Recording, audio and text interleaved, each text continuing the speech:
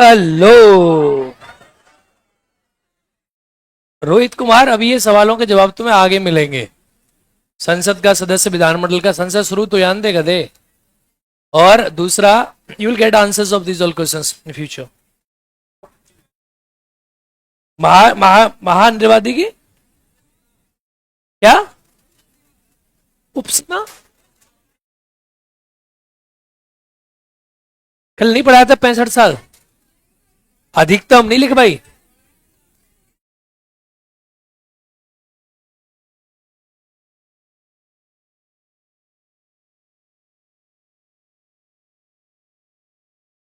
ये देखो, ये संविधान संशोधन पे राष्ट्रपति कौन सा वीडियो प्रयोग कर सकता है।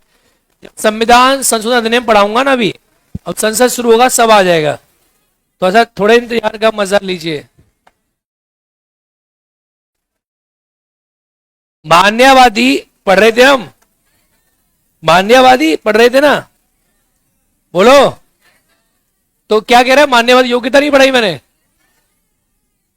योग्यता नहीं पढ़ाई क्या? तो योग्यता में ये नहीं बताया था कि उसकी अधिकतम आयु 65 साल होती है? बस, तो न्यूनतम आयु नहीं होती ना इनकी, अधिकतम होती है। हैं?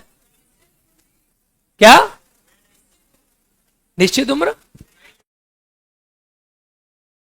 किसने लिखा है? मैं तो नहीं लिखा है बे गधे। बट तू बात कर रहा है कार्यकाल की, कार्यकाल की बात कर रहे हैं। कार्यकाल थोड़ा ना पढ़ा अभी हमने उसका। अभी हमने क्या क्या पढ़ा है जी के बारे में? योग्यता पढ़ी।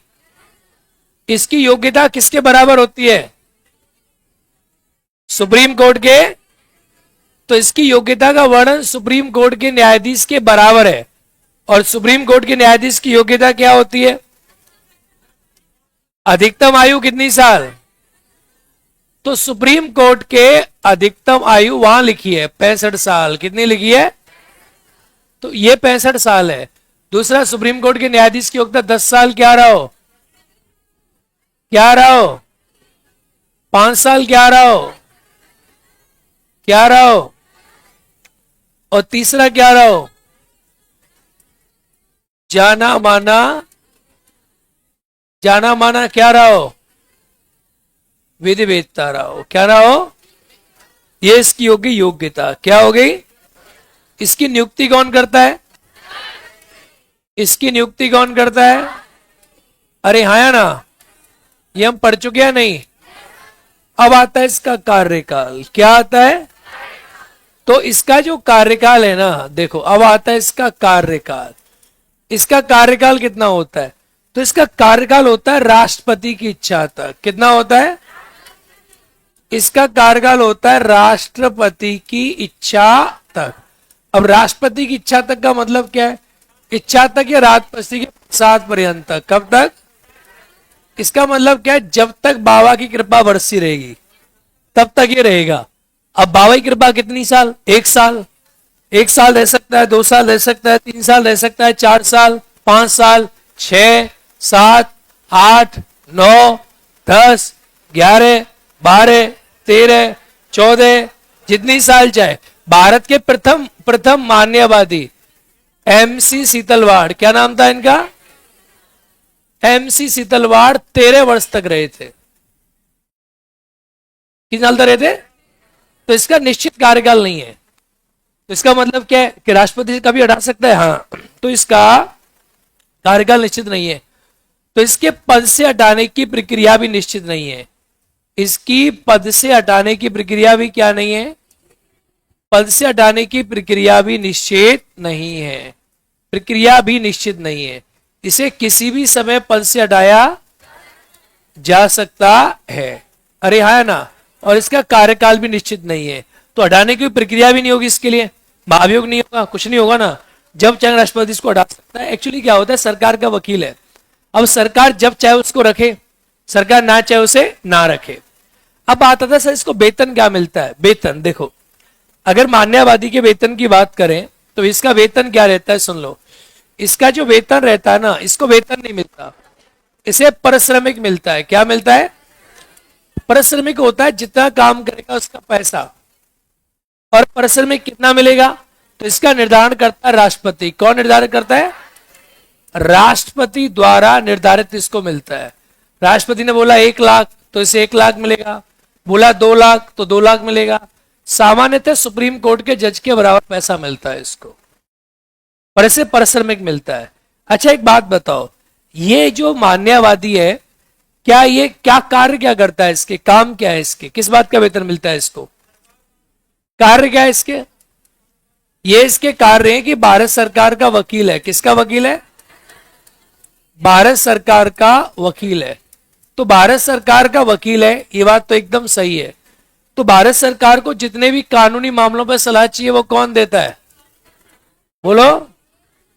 भारत सरकार को कानूनी मामलों में क्या देता है? भारत सरकार को कानूनी मामलों में सलाह देता है, इसका कार्य है। राष्ट्रपति ने अगर कोई सलाह मांगी तो उसे कौन देगा? राष्ट्रपति को सलाह कौन देगा? राष्ट्रपति को सलाह देता है। अरे हाँ है ना, राष्ट्रपति ने सलाह मांगी, भारत सरकार ने कानूनी मामलों में सलाह मांगी, राष्ट्रपति ने सलाह मांगी, ये सारी सलाह यही देता है। कौन देता है? मान्यवादी। इसका ही काम है सारी की सारी सलाह वाला देना। डन। भारत सरकार का वकील है, कानूनी मामलों में सलाह देता है, राष्ट्रपति को सलाह देता है, सारे काम ये करता है, इसके पास पूरी पावर है। भारत सरकार का भारत के जितने न्यायालयों में मामला चल रहा है, हाई कोर्ट में केस है, तो भारत सरकार का प्रतिनिधित्व करता है सभी नेशनल और इंटरनेशनल कोर्ट में। जहां भी भारत सरकार का मामला है, भारत सरकार ने कोई भी काम कर दिया तो भारत सरकार को अंतर्राष्ट्रीय और राष्ट्रीय न्यायालयों में यही जाता है सरकार की तरफ से वकील बनकर, इसका कार्य है। अच्छा एक बात बताओ, मान्यवादी जो है ना, क्या मान्यवादी प्राइवेट प्रैक्टिस कर सकता है? ये निजी प्रैक्टिस कर सकता है? निजी यानी निजी प्रैक्टिस कर सकता है, इसका अधिकार की बात करते हैं। इसके पास क्या क्या अधिकार होते हैं? क्या ये निजी प्रैक्टिस कर सकता है? कर सकता है। निजी प्रैक्टिस का मतलब है व्यक्तिगत प्रैक्टिस कर सकता है, निजी यानी जैसे अपने केस लड़ सकता है, सरकार का नौकर है, सरकार का नौकर नहीं है, ये व्यक्तिगत निजी प्रैक्टिस कर सकता है। ये वकील है तो निजी प्रैक्टिस करेगा, कर सकता है, निजी प्रैक्टिस कर सकता है, केस लड़ सकता है। तो क्या ये केस भारत सरकार के खिलाफ लड़ सकता है? भारत सरकार के खिलाफ नहीं भाई, फिर तो जनता क्या करेगी? इसी को हायर करेगी। भारत सरकार के खिलाफ केस नहीं लड़ सकता। तीसरी बात बताओ, क्या जो एजी है, ये जो एजी है, ये भारत सरकार के खिलाफ केस नहीं लड़ सकता। क्या ये दीवानी मामले और फौजे दो प्रकार के मामले होते हैं। अगर ये किसी प्रकार का फौजदारी मामला लड़ेगा, कैसा लड़ेगा? तो फौजदारी मामले में इसको भारत सरकार की क्या चाहिए? भारत सरकार की अनुमति चाहिए। क्या चाहिए? भारत सरकार की अनुमति से ये फौजदारी मामले लड़ सकता है, दीवानी मामले खुद अपने मन से लड़ सकता है। आया समझ? बोलो हाँ है ना? लिखो, लिखे।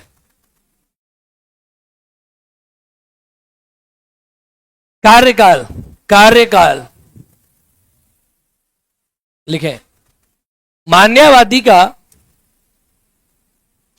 कोई निश्चित कार्यकाल नहीं होता है। मान्यवादी का कोई निश्चित कार्यकाल नहीं होता है।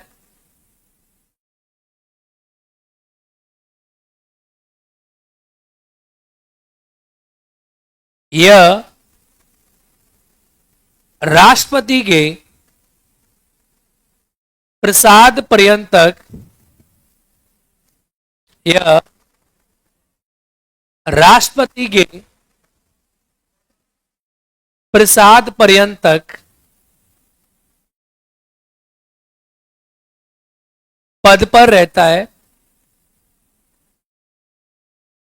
यह राष्ट्रपति के प्रसाद पर्यंतक पद पर रहता है। राष्ट्रपति से किसी भी समय हटा सकते हैं। राष्ट्रपति से किसी भी समय हटा सकते हैं।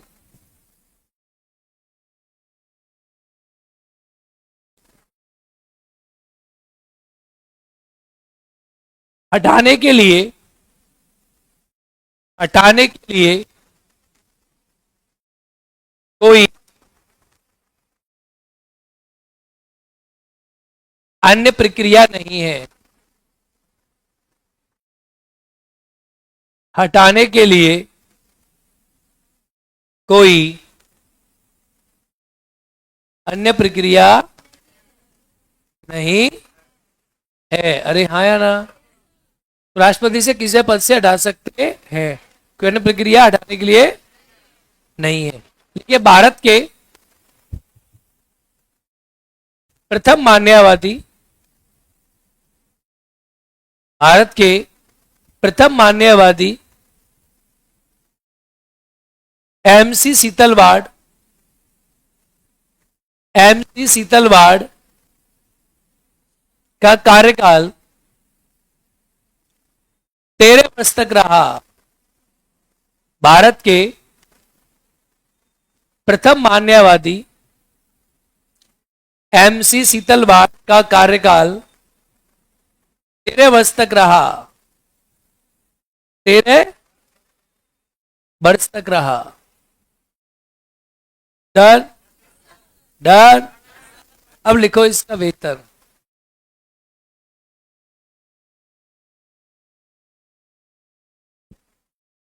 मान्यवादी को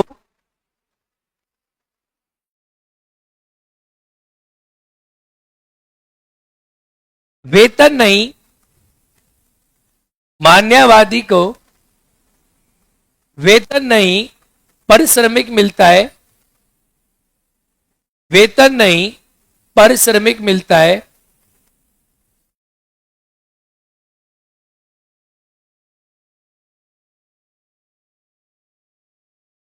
इसके पारिश्रमिक का निर्धारण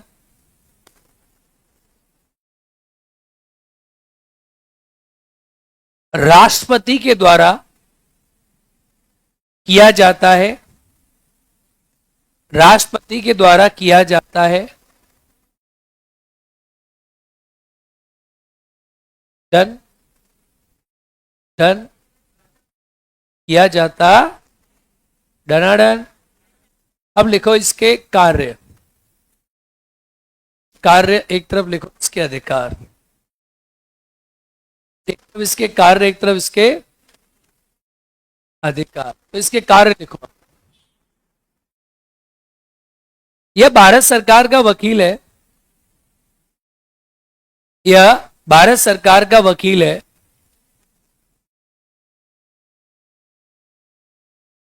भारत सरकार का वकील है।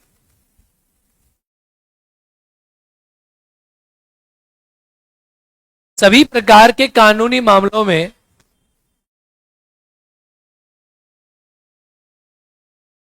सभी प्रकार के कानूनी मामलों में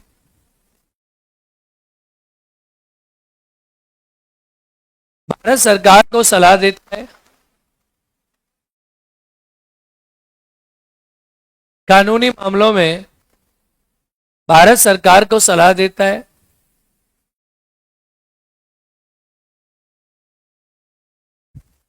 राष्ट्रपति को सलाह देता है। राष्ट्रपति को सलाह देता है।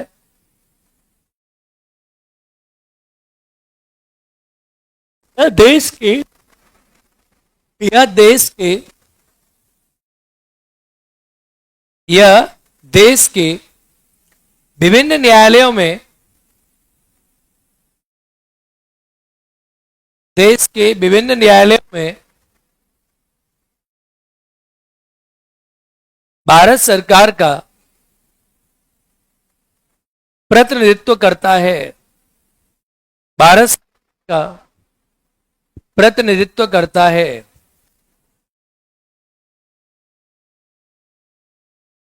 अब लिखो इसके अधिकार क्या क्या है। अधिकार,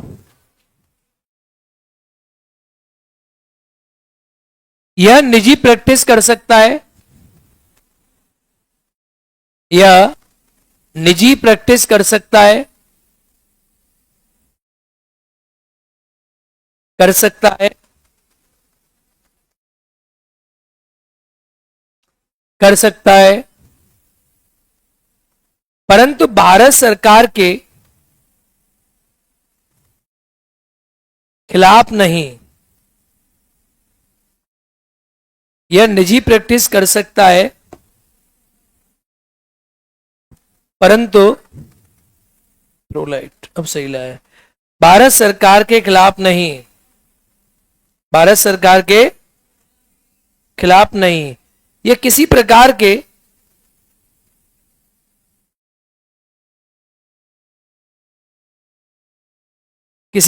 के फौजदारी मामले की सुनवाई, फौजदारी मामले की सुनवाई भारत सरकार की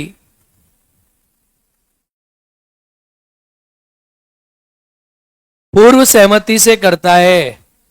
यह किसी प्रकार के मामले की सुनवाई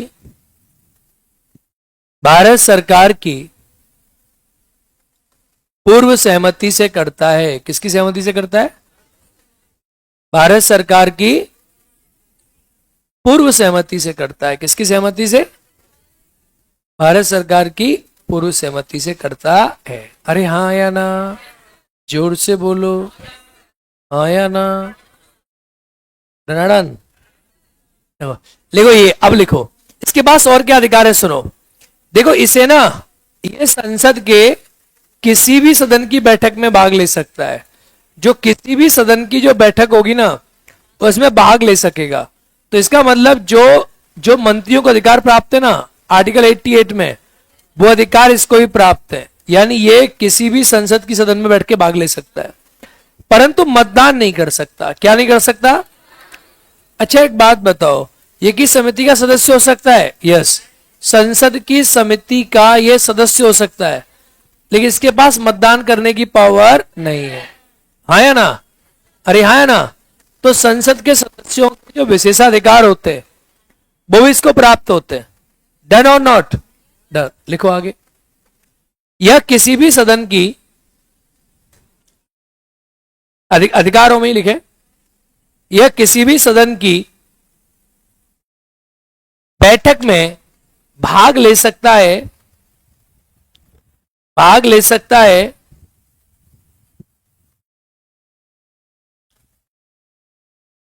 भाग ले सकता है, परंतु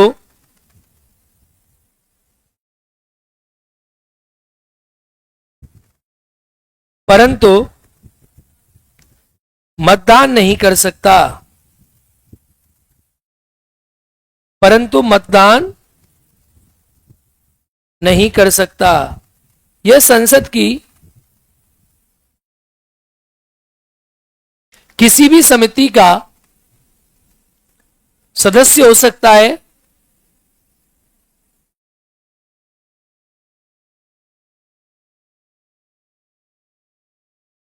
सदस्य हो सकता है, सदन की बैठकों में बोल सकता है,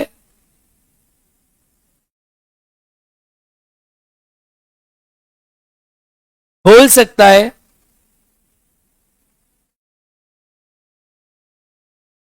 इसे संसद के सदस्यों के,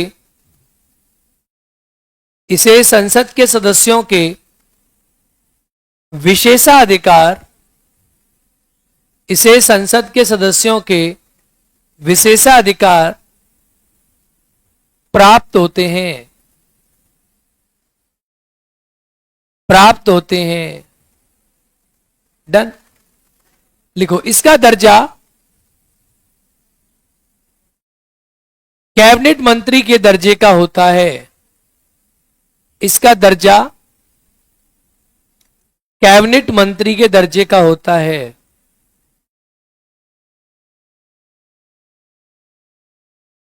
डन।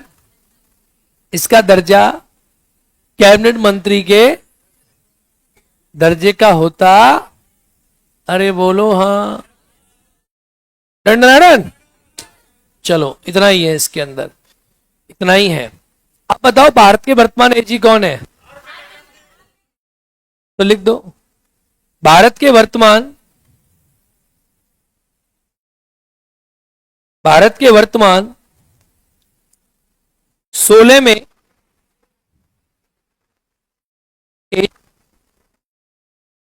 आर वेंकट रमणी है। भारत में वर्तमान 16 में एजी आर वेंकट रमणी है। ये तो आपने पढ़ा हुआ करंट अफेयर्स में। आर वेंकट रमणी कौन है? आर वेंकट रमणी है। अब चलें अगली बार बढ़े। पढ़ो, देखो ये कौन होते हैं, तो क्या इजी खत्म। अब आपने सुना ना सॉलिसिटर जनरल, सुनो, तो जो सॉलिसिटर जनरल है ना, solicitor general, basically solicitor general और एडिशनल सॉलिसिटर जनरल, क्या बोला मैंने? एडिशनल सॉलिसिटर जनरल, ये जो लोग होते हैं ना, ये दो, ये कैसे पद है? संवैधानिक या सांविधिक? कैसे पद है? तो लिखो ये दोनों सांविधिक पद है। यहीं डालो सॉलिसिटर जनरल लिख दो आप, सॉलिसिटर जनरल दोनों लिख दो चाहे। Solicitor general, additional solicitor general, solicitor general और एडिशनल सॉलिसिटर जनरल।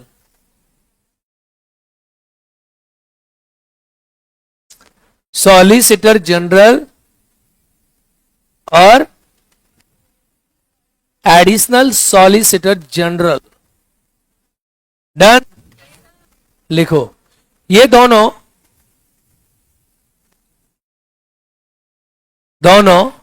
सांविधिक पद हैं। कैसे पद हैं? सांविधिक पद हैं, जिनका निर्माण संसद के अधिनियम के माध्यम से किया गया है, माध्यम से किया गया है।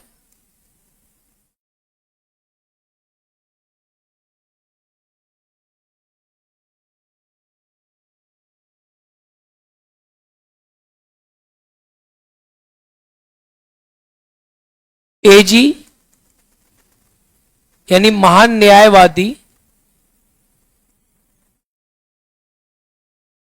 की सहायता के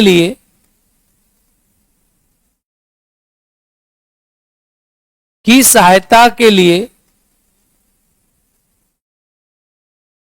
सॉलिसिटर जनरल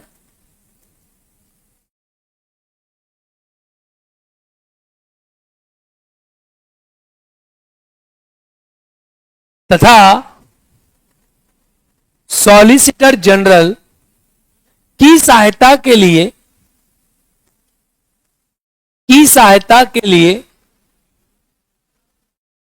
एजी की सहायता के लिए solicitor general, comma, solicitor general की सहायता के लिए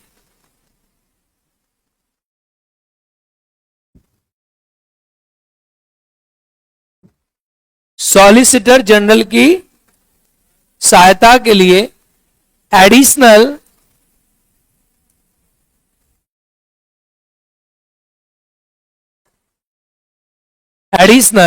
सॉलिसिटर जनरल का प्रावधान है। एडिशनल सॉलिसिटर जनरल का प्रावधान है। हम तुम्हारे हैं सनम, पर वफा यह है कि तुम हमारे नहीं उनके हो। हाँ या ना? तो एडिशनल जनरल के लिए होता है सॉलिसिटर, और उसके लिए कौन होता है? Additional solicitor general. वर्तमान में कौन है? लिखो, वर्तमान में तुषार मेहता, वर्तमान में तुषार मेहता, वर्तमान में तुषार मेहता कौन है? सॉलिसिटर जनरल हैं वर्तमान में। तुषार मेहता सॉलिसिटर जनरल हैं। कौन से जनरल हैं? सॉलिसिटर जनरल है। अरे हाँ या ना? बिल्कुल बेटा आप सही कह रहे हो। एजी का पद ब्रिटेन से लिया है, वो हमने लिखा नहीं क्या? तो एजी के आगे लिख दो शुरुआत की हेडिंग में, जहां लिखा है ना आपने एजी मान्य आबादी, वहां लिख दो ब्रिटेन। कहां से लिया है? ब्रिटेन से। कहां से लिया है? ब्रिटेन से। कहां से? ब्रिटेन से लिया गया। अब आप टॉपिक डालें। सब कुछ खत्म हो गया कार्यपालिका में से, एवरीथिंग इज ओवर। हाँ या ना? टॉपिक डालो संसद, नया टॉपिक, नया पेज, नया चैप्टर। हाँ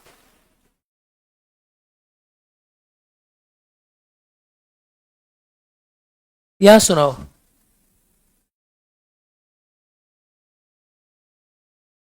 हाँ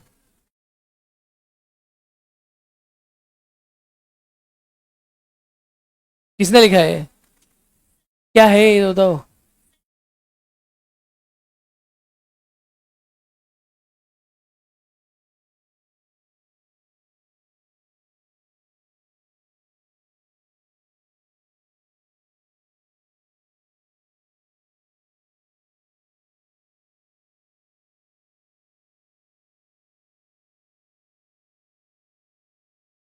क्या?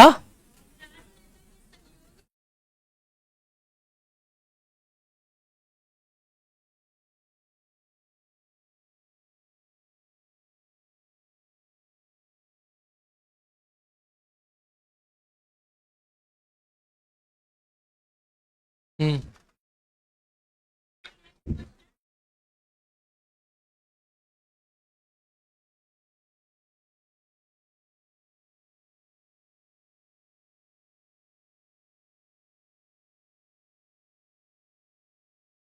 हम्म।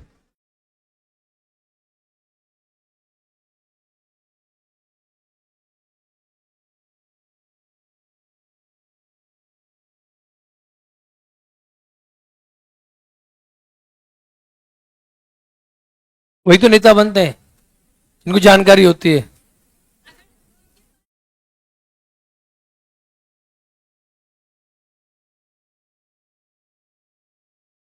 हम्म।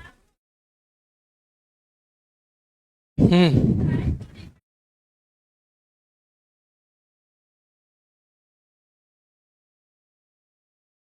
सुन रहा हूं। Very good.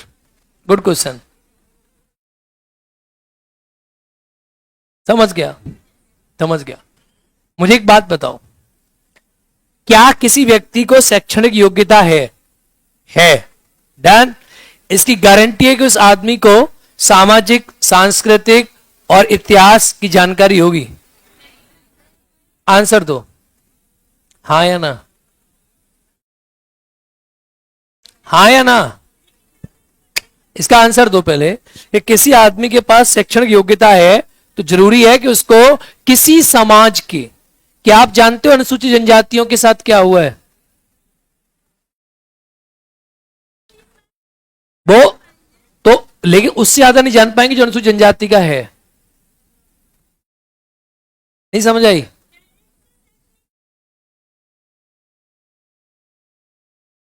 नहीं, हाँ देखो, जब तक उसने वहां जी के देखा ना हो, उन्होंने उनकी समस्याओं की बात ना की हो। तो देखो एक चीज बात समझो, जो नेता होता है ना, मैं आपकी बात को ऐसे देखो, जो नेता होता है ना, नेता किसी समाज, एक समाज है, और वो समाज का नेता उस समाज का प्रतिनिधि होता है। कौन होता है? अब नेता की समाज का प्रतिनिधि है नेता। अब ये आप यही कह सकते हैं कि प्रतिनिधि केवल पढ़ा लिखा होगा। वो जैसी समाज की आकांक्षाएं, इच्छाएं, समाज की पृष्ठभूमि, उसके अनुसार होगा। क्लियर है पॉइंट? अगर समाज पढ़ी लिखी है तो समाज अपना प्रतिनिधि कैसा चुनेगी? कैसा चुनेगी? अगर समाज अनपढ़ है तो प्रतिनिधि कैसा चुनेगी? तो संविधान निर्माता अगर इस प्रतिनिधि की योग्यता तय कर देते तो इस समाज के अधिकारों से उल्टा नहीं होता। सिंपल। क्या?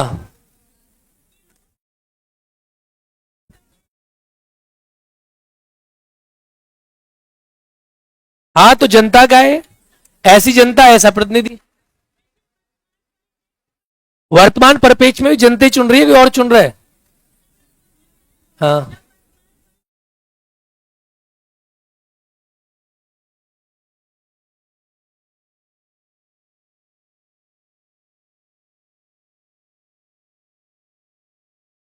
वो जनता की प्रॉब्लम है, जनता वोट सही से क्यों नहीं डालते। दूसरा, रही बात, देखो ये तो क्लियर हो गया, प्रतिनिधि वैसा होगा जैसे जनता चाहेगी। अगर हम प्रतिनिधि की योग्यताएं, शांत हो जाओ, अगर हम प्रतिनिधि की योग्यता निश्चित कर देंगे तो जनता और प्रतिनिधि के बीच में लगाव टूट जाएगा, फिर जनता के ऊपर प्रतिनिधि थोपा जाएगा, वो जनता जैसे नहीं बनेगा। दूसरा, किसी जनप्रतिनिधि को, उसको नेता कहते हैं, जनप्रतिनिधि को अधिकारियों की आवश्यकता क्यों होती है? जनप्रतिनिधि 5 साल के लिए आते हैं, अधिकारी स्थायी कार्यपालिका है। अधिकारी को ये पता है कि ऑफिस में क्या हो रहा है, क्या नहीं हो रहा है, ऑफिस में क्या चल रहा है, क्या नहीं चल रहा है, पहली 5 साल में क्या हुआ, दूसरी में क्या हुआ। अधिकारियों का यही काम है, क्योंकि ये होते हैं नौकर शाही। नौकर, दोनों शब्दों को तोड़ो, नौकर शाही, समझ गए? तो वो 5 साल वो रेगुलेशन में रहते हैं, उन्हें पता है क्या चल रहा है क्या नहीं चल रहा है, ठीक है। उनके पास एक प्रकार से वो क्लर्क हैं, वो जानते हैं कि हमने क्या किया क्या नहीं किया, क्या हो रहा है क्या नहीं हो रहा है, उनके पास सारा डेटा रिकॉर्ड रहता है। सुना? सब डेटा रिकॉर्ड उनके पास रहता है। अब आप ये भी नहीं कह सकती हो कि इनकी जरूरत होती है, तो अगर कुछ नेताओं की इनकी जरूरत भी नहीं होती, वो क्या करते हैं, वो खुद जान लेते हैं चीजों को, या इनका काम होता है, जैसे आप एक सोचो क्लर्क स्टाफ है ये, सिंपल भाषा में ब्यूरोक्रेसी को, नौकरशाही को क्लर्क ही बोलते हैं, आईएएस या क्लर्क।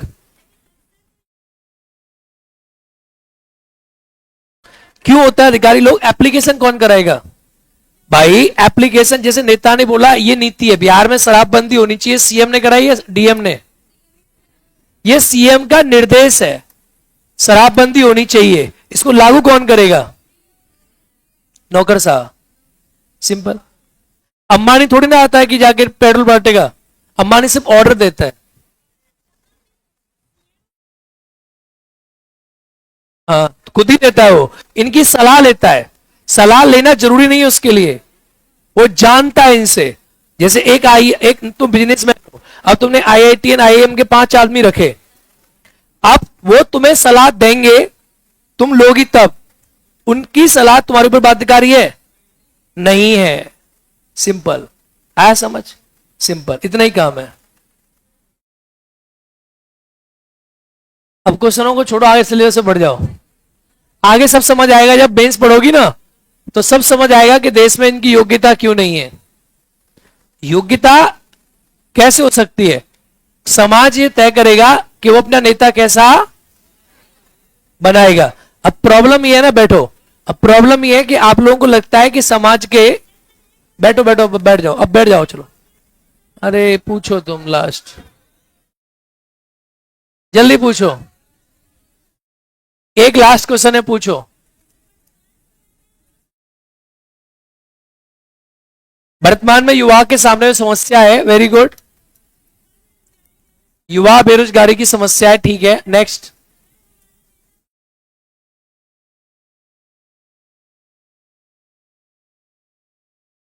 वैसे हाँ, क्या इनका समाधान नहीं कर सकते थे? Very good question. वैसे तुम्हें एक गलतफहमी है कि नेता अनपढ़ होते हैं। मैंने बोला शैक्षणिक योग्यता निश्चित नहीं है, इस गलतफहमी मतलब नेता अनपढ़ होते हैं। एक बार ना कोई आदमी आईएएस बन जाता है, उसको बोल देना कि एक बार जरा गांव में प्रधान बन के दिखा दे, नहीं बन पाएगा। वो गुने होते हैं, गुनना और पढ़ना में अंतर होता है। वो गुनने और पढ़े, किसी बिजनेस का मालिक और उसके नौकर, ज्यादा पढ़े लिखे थे नौकर उससे, लेकिन वो मालिक नहीं होते बिजनेस के। समझ आ गया?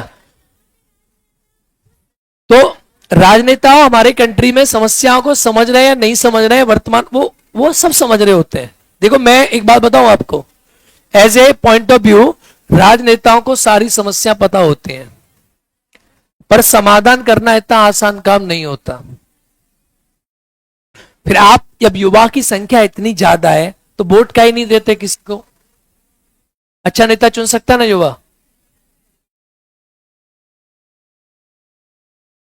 कोई ईवीएम जैसा कुछ नहीं है, बैठो तुम अब। एक बात पे बस फोकस करो, पढ़ाई करो और नौकरी लो, और जब मेंस आएगा ना तब ये समझाएंगे कि नेता नगरी पॉलिटिक्स का सिस्टम कैसा होता है। अभी बस इतना ही समझ जाओ कि शैक्षणिक योग्यता क्यों नहीं है, क्योंकि नेता समाज से होना चाहिए। समाज शिक्षित है तो नेता। अब तुम ये सोचना चाह रहे हो, तुम्हारा कहना पता है क्या है, कि समाज में अगर 100 आदमी है और 20 आदमी पढ़े लिखे हैं, और ये 20 आदमी खुद को पढ़ा लिखा मानते हैं नहीं, मानते हैं, ये 20 आदमी कह रहे हैं कि हम पढ़े लिखे, ये 80 समाज के लोग गंवार हैं, अनपढ़ हैं, इन्हें कोई नॉलेज नहीं है, ये बेवकूफ हैं। और सुनो, और ये 20 कह रहे हैं कि हम पढ़े लिखे क्योंकि हमने BA MA कर लिया है। तो ये 20 चाहते हैं कि हम इनका विकास कर देंगे, हमें नेता बना दो। लोकतंत्र बहुमत का शासन है। किसका? किसका? समझ आई लाइन में?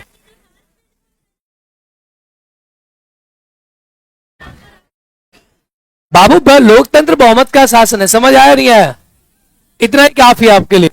लोकतंत्र किसका शासन है?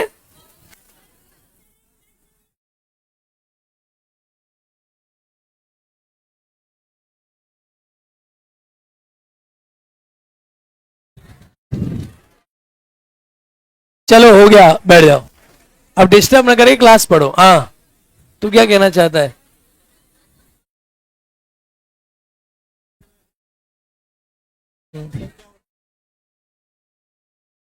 हाँ, बहुत बढ़िया, थैंक यू। नेता शिक्षित है ना रहे तुम्हें? ठीक है, वेरी गुड, बैठ जाओ, विशेषण आपको मिल जाएगा, बैठो। चलो भाई, देखो, ये जो आप आज बात बोल रहे हो ना, ये बात 1950 में संविधान सभा में इस पर बहस चली थी, वो भी लगातार 5-6 दिन। तब डॉक्टर बाबा साहब अम्बेडकर, जवाहरलाल नेहरू, सरदार वल्लभ भाई पटेल, हमारे संविधान सभा के नेता आज के लोगों से ज्यादा पढ़े थे। डॉक्टर बाबा साहब अम्बेडकर कितनी PhD थे? 2। जवाहरलाल नेहरू कहां से पढ़े थे? विदेश से। सी राजगोपाल। हमारी संविधान सभा के जो लोग थे वो सारे टॉप क्लास पढ़े हुए थे, आजकल के यूट्यूबर से ज्यादा। उन्होंने बहस करी इस मुद्दे पे कि हमारे नेता पढ़े लिखे होने चाहिए, नहीं होने चाहिए। आप संविधान सभा की बहस पढ़ो, संविधान सभा की बहस है, 800-1000 पेज का आपको पढ़ना पड़ेगा। उसमें एक एक क्वेश्चन का आंसर है, जो आपके सारे सवालों का उत्तर है उसमें। तब संविधान सभा ने तय किया, सब लोगों ने तय किया कि नेताओं की शैक्षणिक योग्यता नहीं होनी चाहिए। समझ गए? अब ये आप अगर मानते हो कि आप डॉक्टर बाबा साहब अम्बेडकर ज्यादा पढ़े लिखे हो, तो दोबारा बहस करवा देते हैं संविधान सभा की। ठीक है, आप है समझ गए? अगर समाज, उन्होंने समाज के ऊपर छोड़ा, किसके ऊपर छोड़ा? उन्होंने बोला कि अगर समाज पढ़ा लिखा होगा तो कैसा नेता चुनेगा? कैसा चुनेगा? अगर समाज अशिक्षित होगा तो कैसा नेता चुनेगा? अगर जनजाति को लगता है कि उनके यहां अच्छा आदमी वो होगा जो उन जनजातियों की बातों को समझ सके, तो उसको चुनेगी। सिंपल। अब आपको लगता है आप 10 आदमी पढ़ लिए तो 80 लोगों पर राज करोगे, ये कैसे पॉसिबल है? कौन नहीं चाहेगा? नेता नहीं चाहेगा समाज शिक्षित हो। नेता क्यों नहीं चाहेगा? कोई रोक रहा है तुम्हें? ऐसा नहीं है, नेता खूब चाहता है, तुम पढ़ नहीं रहे हो। भारत सरकार तो, अच्छा एक बात बताओ, सरकार नहीं तो आपको शिक्षा दी है, 6 से लेकर 14 साल तक फ्री एजुकेशन है। कौन चाहता है ना पढ़ो? भारत सरकार आज सर्व शिक्षा अभियान पे करोड़ों रुपए खर्च कर रही है, फ्री में है? संविधान कर रहे हैं। अबे गधे, संविधान ने कहां किया है? इसको अधिकार तो सरकार ने बनाया है। फिर बैठो, दिमाग से गंदगी बाहर निकालो अपने से, बहुत गंदगी अंदर नेताओं के प्रति। चलो आगे बढ़ो।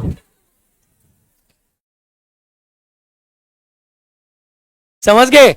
और दिक्कत क्या है ना तुम्हारी, दिक्कत तुम्हारी ये है कि जब पहली बार संविधान बना उस समय वो संविधान सभा के लोग सब वकील थे, नॉलेज थी, भयंकर नॉलेज थी।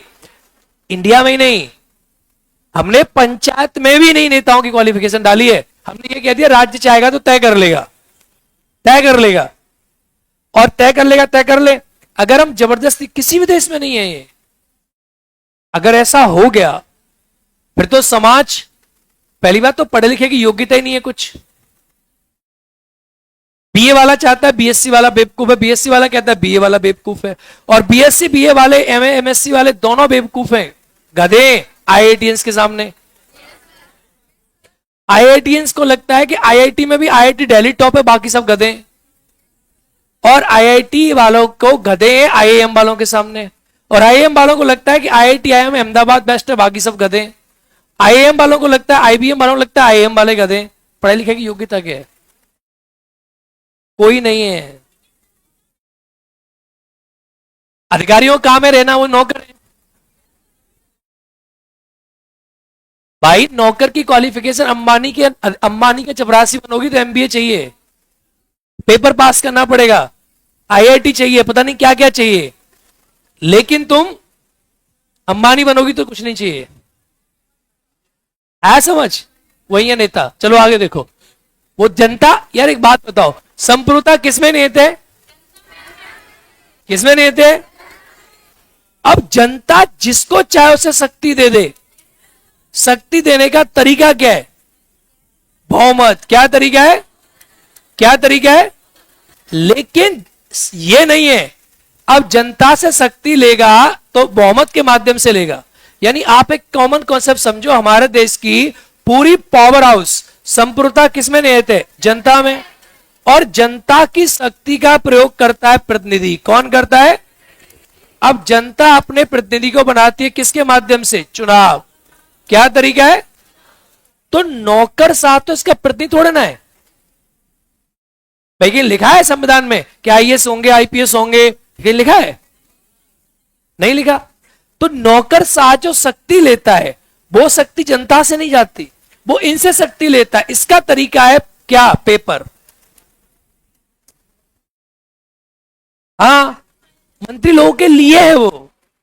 हाँ, मंत्री लोगों के लिए ही है वो, उनका ही नौकर है। क्यों करना चाहिए क्वालिफाई? जब जनता, जब सत्ता देने का तरीका संविधान में लिखा है क्या है? चुनाव। संविधान बदल दोगी तुम? फिर आगे बढ़ो। बेटा तुम बात नहीं समझते। देखो शक्ति का, सुनो, भारत की संपूर्ण शक्ति किसमें निहित है? और जनता ने अपनी शक्ति, सुनो, संविधान ये बताता है कि जनता की शक्ति का प्रयोग कौन करेंगे? कौन करेंगे? कौन करेंगे? अब प्रतिनिधि बनने का रास्ता, ये तो बहुत बड़ा सवाल है, ये आपने व्यवस्था में सवाल कर दिया। अब प्रतिनिधि बनने का रास्ता, ये पावर यहां से कैसे जाएगी? इसका रास्ता एक हो सकता है चुनाव। क्या हो सकता है? एक हो सकता है जिसकी लाठी उसकी भैंस। एक हो सकता है सबसे पढ़ा लिखा होगा उसके पास पावर जाएगी। तो एक्चुअली में ये इसे बोलते हैं तंत्र। जैसे अरिस्टोक्रेसी, अरस्तु कहता था कि पढ़ा लिखा आदमी ही राजा बनेगा। फिर आई प्लूटोक्रेसी, प्लूटो कहता था पैसे वाला पढ़ा लिखा आदमी राजा बनेगा, पैसे वाला, दास नहीं बन सकते राजा। तो वो तो महिलाओं की, अरस्तु कहता है महिला राजा नहीं बन सकती क्योंकि महिलाएं सेकंड लेवल की होती हैं। तो वो कहता है अरिस्टोक्रेसी, प्लेटोक्रेसी। फिर जब सब फेल हो गई, ऑटोक्रेसी, जिसकी लाठी उसकी भैंस वो राजा बनेगा।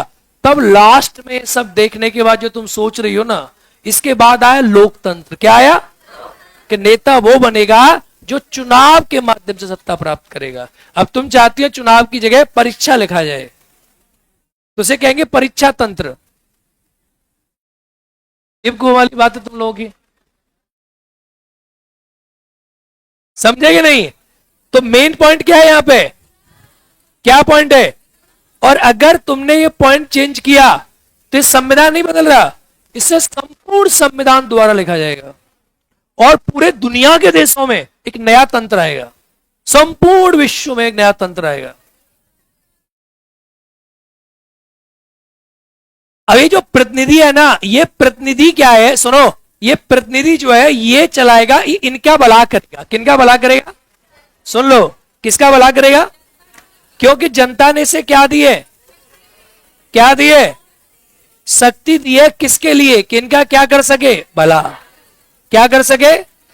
अब जब ये इनका भला करेगा, भला करेगा, तो इसको भला करने के लिए कुछ आदमी चाहिए जो इसके लिए सोच सकें, और जो ये नीतियां बनाए, जब ये नीतियां बनाएगा, जब ये निर्णय लेगा, जिनके माध्यम से इन लोगों का भला होगा, सुनो सुनो ध्यान से, जो नीतियां बनाएगा जिनके माध्यम से इनका भला होगा, तो इसे कुछ नौकर दिए गए।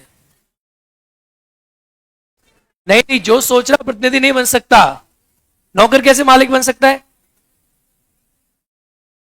यह है नौकर साहब, सिंपल। दिमाग को शांत करे, समझ लिया, आगे बढ़ो।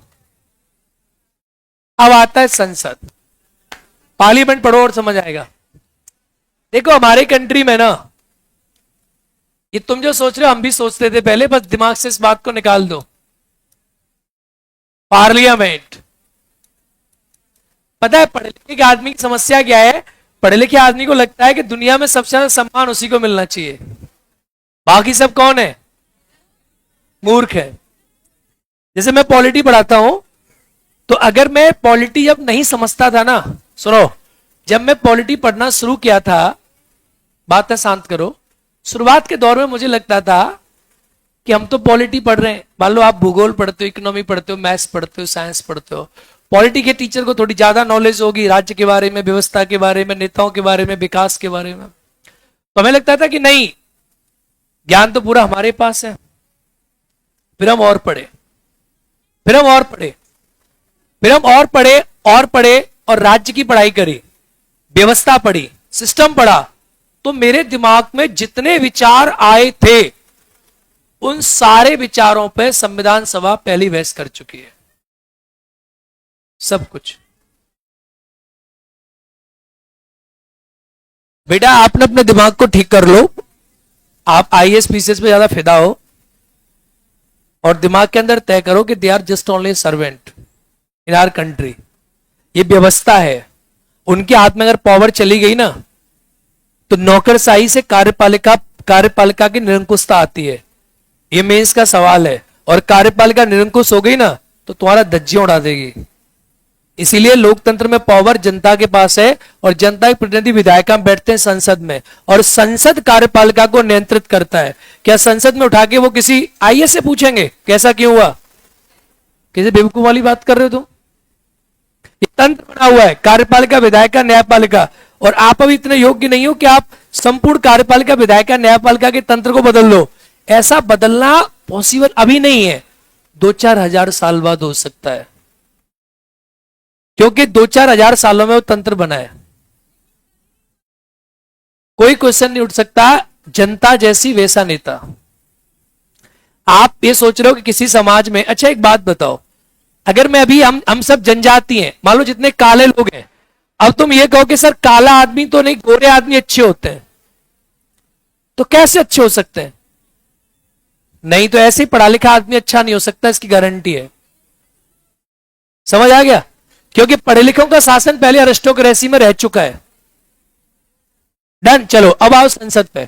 देखो संसद क्या है, संसद क्या होता है? संसद हमारी कंट्री की विधायिका है। क्या है? विधायिका। क्या होती है? तो विधि निर्माण करने वाली संस्था को संसद कहते हैं। क्या कहते हैं? अब संसद के हमारे कंट्री में 3 अंग होते हैं। कितने अंग होते हैं? समझो, संसद के हमारे कंट्री में 3 अंग है। एक अंग है राज्यसभा। क्या अंग है? और दूसरा अंग है, कौन सा अंग है? और तीसरा अंग कौन सा है? कौन सा अंग है? राष्ट्रपति। लोकसभा, राज्यसभा और राष्ट्रपति। डन। तो संसद के 3 अंग है, राज्यसभा, लोकसभा और राष्ट्रपति। देखो ये संसद के जो 3 अंग हैं, राज्यसभा, लोकसभा और राष्ट्रपति। अब इन 3 अंगों में अगर आप देखोगे तो क्वेश्चन कहीं पूछता है कि संसद के कितने भाग हैं, तो इसके भाग तो नहीं, भाग भी 3 है, संसद के भाग भी 3 है, याद रखना, संसद के भाग भी 3 है, संसद के अंग भी 3 है। आर्टिकल 79 में साफ तौर पे लिखा है कि संसद के 3 भाग हैं, 3 अंग हैं, लेकिन संसद के सदन 2 हैं। कितने सदन है? सदन कितने? 2। अरे हाँ या ना? बोलो बोलो। Done done. देखो एक बात और सुन लो, एक चीज, जैसे लड़की सवाल पूछ रही है ना, एक्चुअली क्या है ना, तुम्हें पॉलिटी में अपने विकसित दिमाग डेवलप करना है, प्रियोर में इसमें। इस बात को कह के निकलना बहुत आसान है, मैं भी कह दूं कि नेता पढ़े लिखे होने चाहिए, नेता सब मूर्ख है, 2 मिनट में काम खत्म हो जाएगा ना। मैं भी यूट्यूब पे ऐसे ही कहता हूं, नेता मूर्ख है, रील पे व्यूज आते हैं।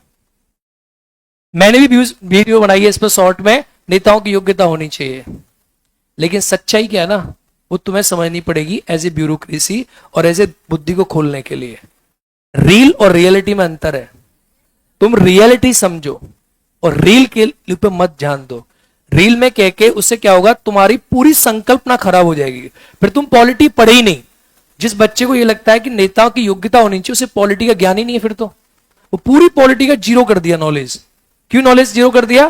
क्योंकि एक्चुअली प्रतिनिधि का मतलब ही होता है आपका प्रतिनिधित्व करने वाला, आपकी बातों को रखने वाला। अब जो आदमी आपकी बातों को समझ गया वो अच्छा आदमी है, चाहे वो क्रिमिनल हो, चाहे वो पढ़ा लिखा हो, चाहे वो जैसा भी हो, जो आपकी बातों को समझ गया। या तो आप सब मूर्ख हैं, और सुनो, उसने आपकी बातों को समझ लिया है और उसके बाद वो ये नहीं कह रहा है कि मैं इनकी बातों को समझ गया। आपको हमारे संविधान ने अधिकार दिया है कि आप चुनो कि आपकी बातों को समझ रहा है नहीं समझ रहा है, आपका विकास करेगा कि नहीं करेगा। हमारे देश का मॉडल ही है कि आपका विकास वो लोग करेंगे जिन्हें आप चाहते हो, न कि कोई बाहरी व्यक्ति आपके ऊपर आके लदेगा। और अगर ऐसा हमने कर दिया कि हमने बहुत क्लासिफिकेशन डाल दी, क्वालिफिकेशन डाल दी, ऐसा हो वैसा हो, जनता को जागरूक होना चाहिए, जनता को शिक्षित होना चाहिए, तब जनता शिक्षित और जागरूक लोगों को अपना प्रतिनिधि बनने का मौका देगी। हाँ या ना? तो जनता बढ़ेगी तो प्रतिनिधि बढ़ेंगे। अब समस्या क्या है आजकल के समय में, कि जनता जागरूक है, लेकिन जनता को यह लग रहा है कि जो प्रतिनिधि हम बनाया वो हमने नहीं बनाया, वो बना चुनाव से। तो जनता इस बात पर सवाल उठाती है कि चुनाव की प्रक्रिया सही नहीं है, जबकि एक्चुअली में ये अलग मुद्दा है। लेकिन चुनाव की प्रक्रिया को सही करो, मेंस में हम पढ़ेंगे कि चुनाव की प्रक्रिया में क्या समस्या है, ये सही हो प्रक्रिया में प्रॉब्लम है, प्रोसेस में प्रॉब्लम नहीं है। डन। तो ये क्या है ना, आपको दिमाग में एकदम क्लियर करना पड़ेगा। अदरवाइज क्या है ना, आजकल जो आप यूट्यूब पे देखते हो ना, उसमें क्या है वो दिखाया जाता है जिसमें ज्यादा व्यूज आते हैं, रील्स ज्यादा, क्योंकि युवा के अंदर डिससेटिस्फैक्शन है। अगर मैं आज बेरोजगारी वीडियो बनाऊंगा तो ज्यादा लोग देखेंगे, मैं कहूंगा देश में सब खराब हो गया। मैंने 1-2 दिन करके देखा, खूब लोगों ने देखा, मजा आ गया। तुम नेताओं को करो, सब खराब है, बेवकूफ है, सब खत्म, सिस्टम खत्म, बेकार सिस्टम, ये सिस्टम वो, धुआं। लेकिन आप ऐसा नहीं सोच सकते। आप क्या बनने जा रहे हो? सिस्टम। क्या बनने जा रहे हो? आपकी सोच कैसी होनी चाहिए? देखो यूपीएससी का पेपर हुआ, आप कितना भी हल्ला मचा लो, क्या यूपीएससी पेपर दोबारा ले लेगी? क्या बीपीएससी में आपको ऐसी सोच, आप लिखोगे आंसर, आपको नंबर नहीं देगी तो लड़ोगे जाके वहां? नहीं, वो लोग जानते हैं। और मैंने एक चीज नोटिस की, अनुमान है, मैं कोई नेता तो हूं नहीं, हूं क्या? नहीं। मेरा यह अनुमान है कि जितनी पॉलिटी मैंने पढ़ी, जितनी ज्यादा उथला हुआ ज्ञान था पहले, उस ज्ञान का जो 2% था ना मुझे, वो आजकल मुझे यूट्यूबर्स में दिखता है, बच्चों में दिखता है। जब ये बढ़ने लगा तो मैं सिस्टम समझा, और बढ़ने लगा तो मैं और चीजें समझा। और आज मुझे लगता है मुझसे भी ज्यादा ज्ञान उनको होता है जो यूपीएससी में बैठे हैं, या चेयरमैन हैं, मेंबर्स हैं। इसीलिए वो चीजें जानते हैं, उन्हें पता है जितना, क्योंकि ये लोग जो विरोध करते हैं ये सिर्फ बहुत थोतले हैं, कुछ नहीं आता है इन्हें, क्योंकि इनको एक्चुअली ज्ञान नहीं है। जब हमारे देश के ऊपर पढ़ेंगे ना बहुत ज्यादा चीजें, संविधान सभा, बहस, हजारों लाखों चीजें, फिर ऐसा आदमी अगर ज्ञानी है तो ज्ञानी आदमी अगर विरोध कर रहा है तो हो सकता है इसलिए विरोध कर रहा है क्योंकि वो खुद सत्ता प्राप्त करना चाहता है। क्या समझे? क्या समझे? वो क्या प्राप्त करना चाहता है? सत्ता प्राप्त करना चाहता है। अगर वो सत्ता प्राप्त करना नहीं चाहता और तब भी वो विरोध कर रहा है तो मूर्ख है। आया ना?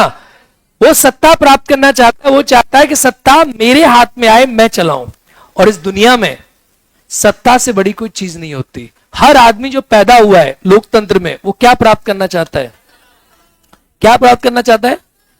और ऑरेंज जो एक थिंकर है हमारा पेरेंटो, और पेरेंटो की फ्लास्क थ्योरी यही कहती है कि जैसे ये एक फ्लास्क है, इसमें पानी भरा है, इसके अंदर एक संतरा टपक रहा है। अब इन बातों को तुम पढ़ लोगे ना बहुत गहराई में, हजारों थिंकर्स को जब पढ़ोगे तब समझ में आएगा कि बातें कहां से आती हैं। ऐसे नहीं तुमने पर्चा बना के दे दिया, मन में सोच के लिख दिया। You have to think, lot of thinking, because आप लोग क्या इन्फ्लुएंस हो रहे हो? किससे? इन्फ्लुएंसर से। इन्फ्लुएंसर कौन है? यूट्यूबर।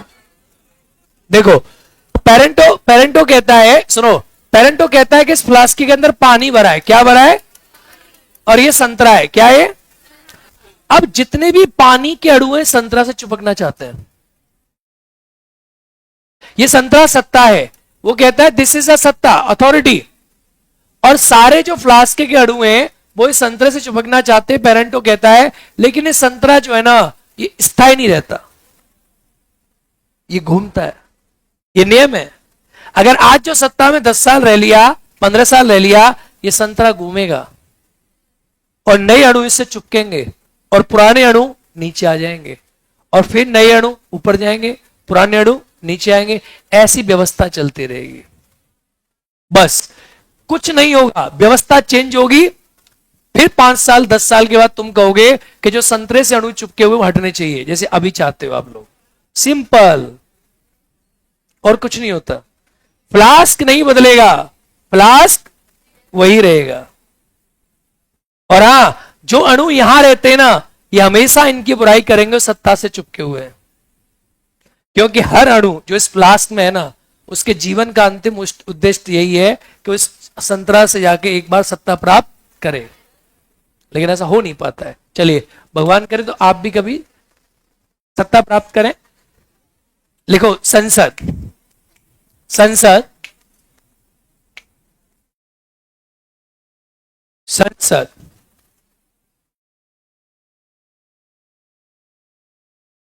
संसद संघ की विधायिका को कहते हैं। संसद संघ की विधायिका को कहते हैं। संसद संघ की विधायिका को कहते हैं। विधायिका को कहते हैं।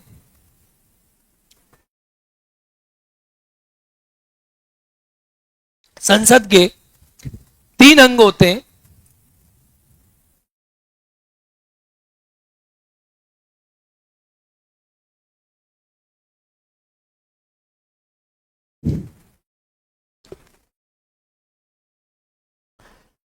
राज्यसभा, राष्ट्रपति और लोकसभा। राज्यसभा, राष्ट्रपति और Lok Sabha.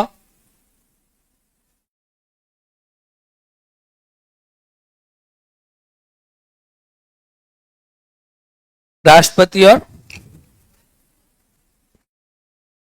Lok Sabha. Done done done done done done done. लिख दो आर्टिकल 79, उसको आर्टिकल 79 में लिखा है। Done. Article 79, 79, article 79। Done done done done. चलिए, और थोड़ा अपने विचारों को ठीक करो। जैसे यूपीएससी के सवाल आए ना एक्स वाई वाले, ये पता है यूपीएससी ने क्यों पूछे? जैसे मैं क्लास में अक्सर बोलता रहता हूं 2 लड़के हैं, ऐसा स्टाइल मैंने अपना अपना रखा है, पहले से मैं बोलता हूं। देखो ये क्यों पूछे यूपीएससी ने? क्योंकि आजकल का युवा की बुद्धि जो है ना वो विकसित नहीं हो रही है और उसको ज्ञान नहीं है। और अगर आप लोग ना इस तरीका से उथले ज्ञान को पढ़ते रहोगे ना, अगर बीपीएससी के सवाल ऐसे आए और ऐसे आएंगे, कुछ कुछ सवाल ऐसे आएंगे, क्योंकि उससे ना बच्चे का नॉलेज का चेक होगा। अभी आपको क्या है ना, आप ना इथिक्स नहीं समझते। देखिए इथिक्स क्यों पूछी उसने, आप किसी ऑफिस में जा रहे हैं, अब ऐसी सवाल वो बनाएगी जो प्रैक्टिकल बेस होंगे कि आप देश की जनता हैं, लेकिन जनता ने एक नेता चुना, आप पढ़े लिखे हैं, आप ये मानते हैं कि नेता अनपढ़ है, तो आप नेता को मारोगे, ऑप्शन नंबर 2। नेता का विरोध करोगे, ऑप्शन नंबर 3। ऐसे सवाल आएंगे जिससे आप समझ सको। एक्चुअल में अब आपको समझना पड़ेगा, रटना नहीं। इथिक्स पूछिए ना मिलाकर, इथिक्स क्या होती है। आपके सरकार का विरोध करना चाहते हो तो आप देखो, यूपीएससी को लगता है कि बच्चे सरकार का विरोध कर रहे हैं तो सवाल ऐसे बना दे रही है, तो सरकार का विरोध कर रहा है, सवाल गलत हो गया, लो खत्म मामला। बच्चों का सोच ऐसी हो गई ना। किसी जिले में, आप किसी जिले के नागरिक हैं, आपके गांव में गलत हुआ है, 50 बच्चों की मौत होगी, डीएम आपकी बात नहीं सुन रहा है, आप क्या करेंगे? रोड पे जाके धरना धरेंगे, डीएम को पीटेंगे, यूट्यूब पे विरोध करेंगे। सिंपल है, आप सिर्फ आवेदन देंगे, आवेदन देंगे, न्यायिक प्रक्रिया का पालन करेंगे, वकील करेंगे, न्यायालय जाएंगे। अगर आपने आंसर चेंज किया, लेकिन बच्चों को क्या पता है, बच्चों को लगता है विरोध करेंगे, कॉकरोच आदमी बनाएंगे, धुआं धुआं उड़ाएंगे, खत्म। तो सिस्टम के अकॉर्डिंग सवाल है। इथिक्स इसी को कहते हैं। इथिक्स का मतलब होता है कि आपको, सुनो, आपको स्थापित विधि, प्रोसेस स्टैब्लिश बाय लॉ, क्या लिखा है? प्रोसेस स्टैब्लिश बाय लॉ, विधि द्वारा स्थापित प्रक्रिया का आप पालन करोगे। अगर आपको लगता है ना लाडले बेटा कि विधि खराब है, डन, तो विधि खराब है, तो विधि बदलने की शक्ति किसके पास है? संसद के पास। किसके पास है? और संसद विधि जब बदलेगा जब ऐसे लोग संसद में हो जिन सबको लगता है कि विधि खराब है। आप संसद से बाहर बैठकर विधि नहीं बदल सकते। आया समझ? आया समझ? कभी भी कोई सवाल आए इथिक्स में, कभी भी फ्यूचर में, एक ही आंसर है, विधि द्वारा स्थापित प्रक्रिया केवल। और अब ये बात सवाल उठ सकता है बच्चों के दिमाग में कि तो क्या सब सारी विधियां सही हैं? क्या सारे कानून सही हैं? मैं तो नहीं कह रहा हूं सही है। अगर विधि सही होती तो संविधान हमारा चलित है, अचलित नहीं है। यानी संविधान में संशोधन की प्रक्रिया है। इसका मतलब यह है कि संविधान में बदलाव होगा। संविधान फिक्स नहीं है। भाई पहले कहां था लव मैरिज? आर्टिकल 21 में आज तुमने पढ़ा, शादी कर लो, लव मैरिज कर लो, प्रेम विवाह, पहले नहीं था।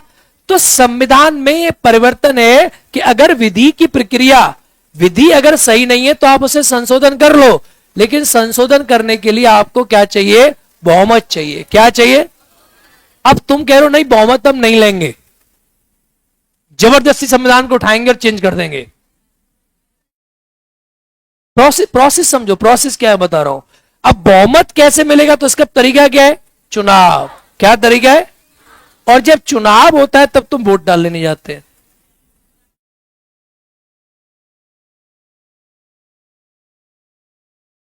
तो कभी भी कोई सवाल ऐसा, कोई धर्म संकट की लाइफ में आए, आंसर क्या होगा? क्या आंसर होगा? No emotion. क्या? कोई आदमी आपके सामने मर रहा है, मरता छोड़ देंगे जब तक उसकी विधायिका प्रक्रिया नहीं होगी। That's called a bureaucracy. Bureaucracy मतलब आपको संविधान और कानून के अनुसार ही काम करना है। What is the process established by law? आप उसी का पालन करोगे, उसके बाहर नहीं जाओगे। सिंपल। और स्टैब्लिश्ड बाय लॉ प्रोसीजर क्या है वही आपको समझना है। आपका अधिकारी, आप देखो सवाल ऐसे पूछे इस बार यूपीएससी ने कि आपका अधिकारी आपको परेशान कर रहा है। नहीं, आपके अधिकारी ने आपको कोई कार्य दिया है और आप जानते हैं कि वो कार्य गलत है। आपके अधिकारी ने आपको कोई कार्य दिया है और आप जानते हैं वो कार्य गलत है, और आपको लगता है कि आप अधिकारी से ज्यादा पढ़े लिखे और आप उस कार्य को करना नहीं चाहते, वो कार्य गलत है, लेकिन अधिकारी के द्वारा आपको प्रेशर दिया जा रहा है, तो आप क्या करेंगे?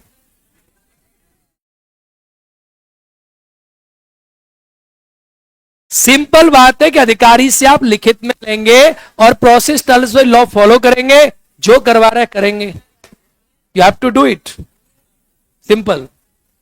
Because he is your boss. Simple. इतनी बात आपको समझनी है। इतना एटीट्यूड आप जिस दिन रखने लग गए ना, उस दिन आप अधिकारी बन जाओगे। हर आदमी जो आपका बॉस है वो आपसे पढ़ा लिखा है, और वो उस कुर्सी पे पहुंचा है आपके रास्ते से, तो आपको उसकी बात का पालन करना है। इसलिए यूपीएससी सवाल क्यों पूछ रही है? क्योंकि बच्चों की मानसिकता खराब है। मैं भी पूछता, मानसिकता गंदी हो गई है। उनको लगता है कि जितने लोग बैठे हैं देश में सब कैसे हैं, सब खराब है, सब भ्रष्ट है। तो इसका मतलब क्या है? तो इसका रास्ता एक है चुनाव। क्या रास्ता है? आपको किस में भाग लेना पड़ेगा? और चुनाव आयोग आपसे प्रचार करवाता है, खूब कहता है चुनाव में दो, वोट डालो, मना करता है। नेता खुद चुनाव प्रचार करते हैं, फिर तुम वोट नहीं डालते। और डालते हैं, अब तुम ये कह सकते हो सब दबाते हैं, झाड़ू खिलता है कमल।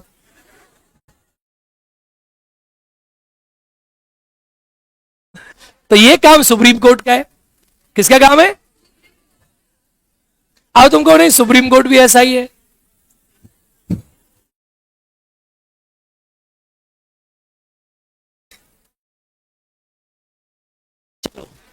अब पढ़ते हैं, मुझे उम्मीद है कि आपका दिमाग अब आप चीज समझ गए होंगे। आप देखो, इसके अंदर दो अंग हैं। आर्टिकल 79 ने कहा, अच्छा लिखो, संसद के दो सदन होते, लिखा आपने? संसद के दो सदन होते हैं, लिखो। संसद के दो सदन होते हैं। सदन लिखे दो। राज्यसभा, आप बिना बोले सिर्फ पढ़ो। संसद के दो सदन होते हैं, राज्यसभा और लोकसभा। राज्यसभा और लोकसभा। डन।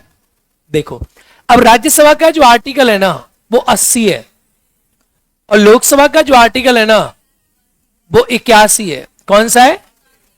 बात समझ आया? Done done done. राज्यसभा और लोकसभा। तो इसे हम क्या कह सकते हैं? भारत की विधायिका कैसी है? द्विसदनीय, एक सदनीय? कैसी है? भारत में संघ में, भारत में संघ में द्विसदनीय, देखो, भारत में संघ में द्विसदनीय विधायिका का प्रावधान है। द्विसदनीय विधायिका का प्रावधान है बाई कैमरल। कैसी है? द्विसदनीय विधायिका का प्रावधान है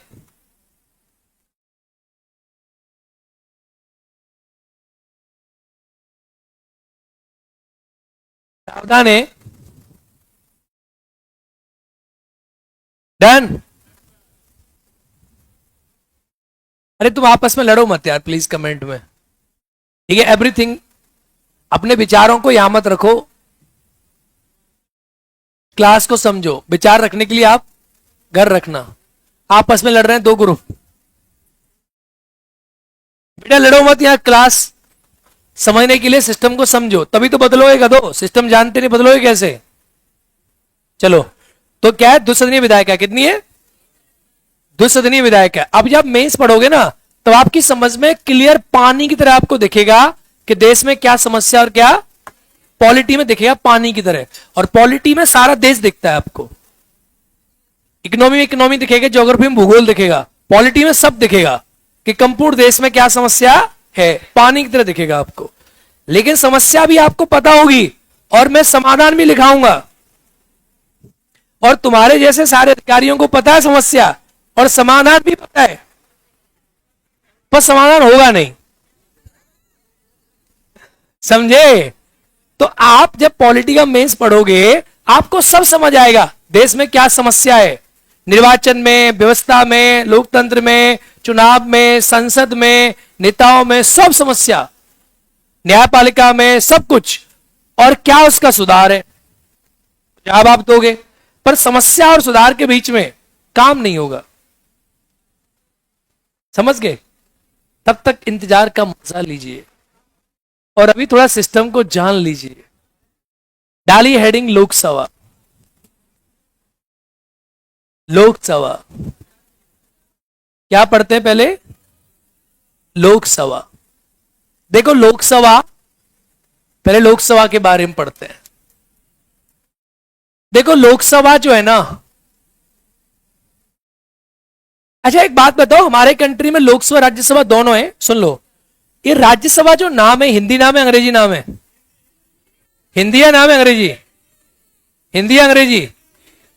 हिंदी नाम है। सर प्लीज एक्सप्लेन, लेजिस्लेटिव के बिना एग्जीक्यूटिव अस्तित्व तो नहीं है, कैसे पढ़ेंगे आगे भी, टेंशन ना लो। तो हिंदी नाम है, तो इनको हिंदी नाम कब दिया गया? एक बात बताओ, हमने तो राज्यसभा ली। राज्यसभा जो है ना हमारी, जो राज्यसभा है हमारे कंट्री में, एक मैप बनवाता हूं आपको, देखो समझना पहले। हमारे कंट्री में राज्यसभा है ना, जैसे हमारे कंट्री में राज्यसभा है, सुनना, तुम्हारी बातों के चक्कर में ये भूल जा रहे थे हम। राज्यसभा इधर क्या है बेटा, कोई कमेंट नहीं करेगा, चुपचाप सुनो राजा बेटा, सुनो। मैं हीरो बना लूंगा, टेंशन मत लो, आवाज चलेगी, बस तुम सुनो, उसके बाद सिस्टम बदल देना, देश बदल देना, या सुन लो पहले। राज्यसभा, लोकसभा। इसके बाद यहां देखो ब्रिटेन है, तो ब्रिटेन में भी दो प्रकार के सदन है, ब्रिटेन में।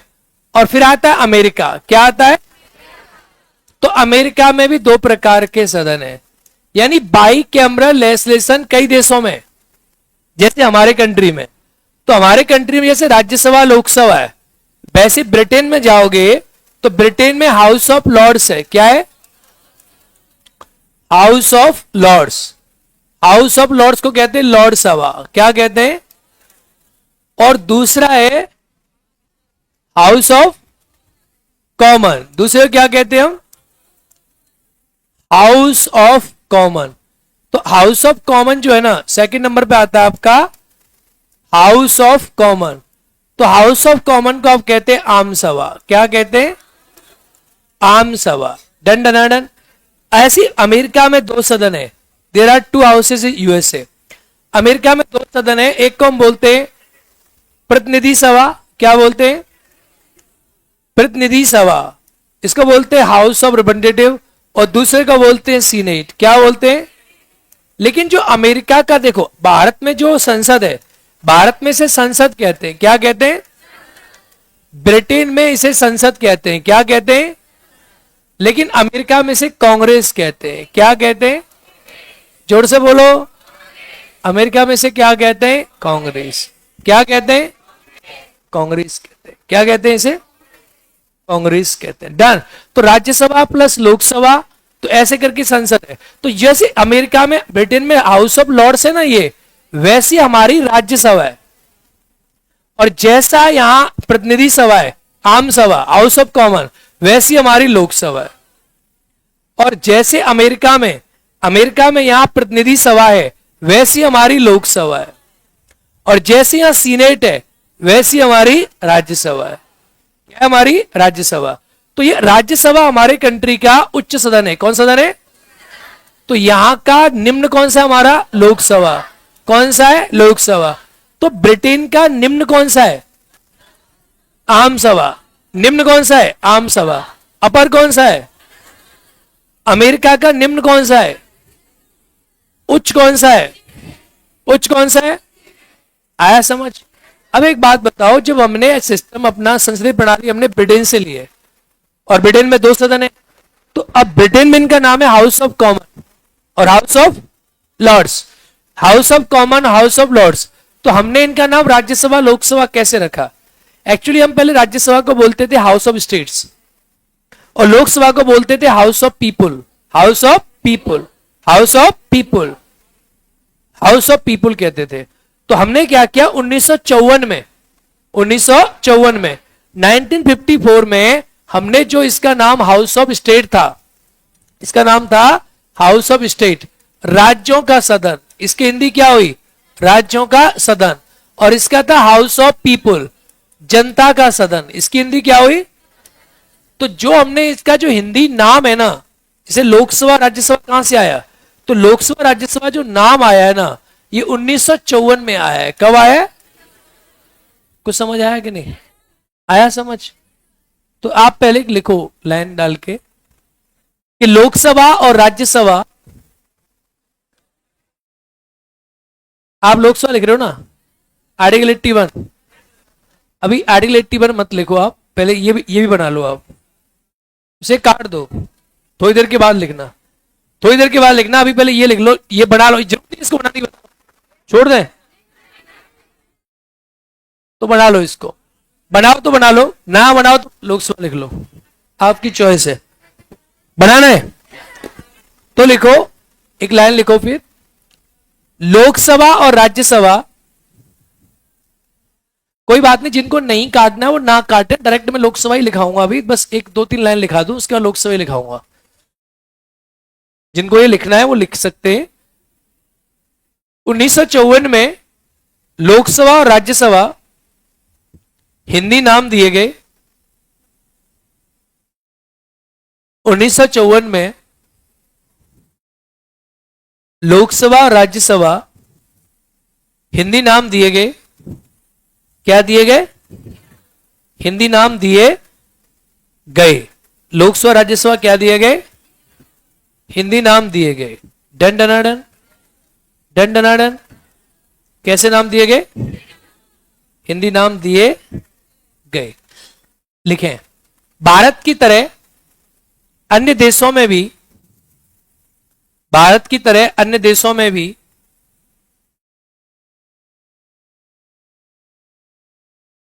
द्विस्तरीय विधायिका है,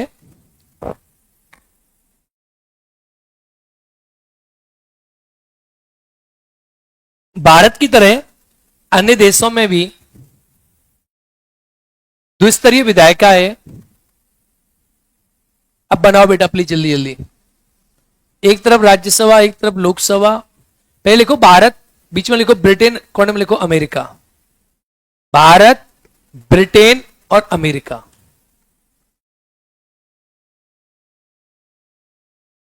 भारत, ब्रिटेन और अमेरिका। डन, भारत, ब्रिटेन और अमेरिका। भारत का लिख दो, लोकसभा राज्यसभा, लोकसभा राज्यसभा,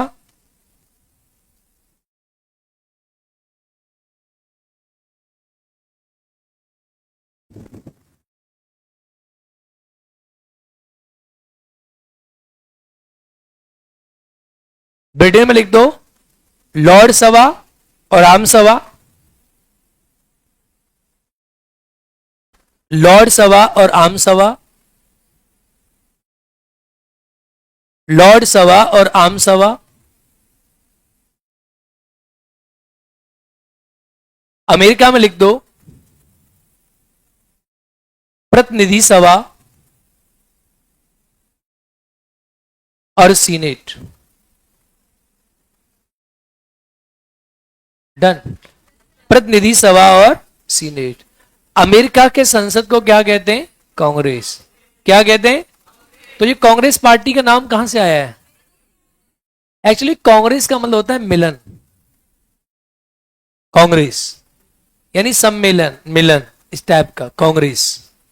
डन, तो कांग्रेस का अमेरिका के संसद को क्या कहते हैं हम, कांग्रेस कहते हैं। डन डन डन, बोलो, चलो अब लिखो जरा अगला, अब हो गया, यहां तक लिख लिया पूरा। डन, चलो लिख दो इनके नीचे चाहो तो, लॉर्ड सभा, उच्च सदन, निम्न सदन, निम्न और उच्च, निम्न और उच्च। चलिए अब हम पढ़ते हैं लोकसभा के बारे में। किसके बारे में, लोकसभा। देखो लोकसभा के बारे में अगर आप पढ़ोगे तो लोकसभा हमारे संविधान में आर्टिकल 81 में इसके बारे में, किसके बारे में, देखो लोकसभा के ना कई नाम है, हम लोकसभा को कहते हैं आम सभा, क्या कहते हैं, तो लोकसभा के कई नाम है। ये क्या जल रहा है भाई, कुछ जल रहा है बेटा, बहुत तेजी से कुछ जल रहा है,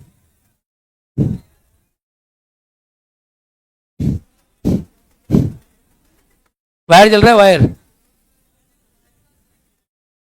आम सदन इसे बोलते लोकसभा, आम सभा, आम सदन, जनता का सदन, लोकप्रिय सदन,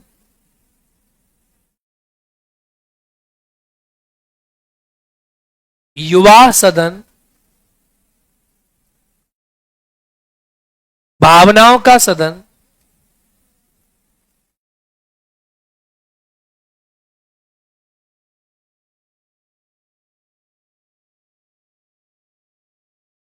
भावनाओं का सदन,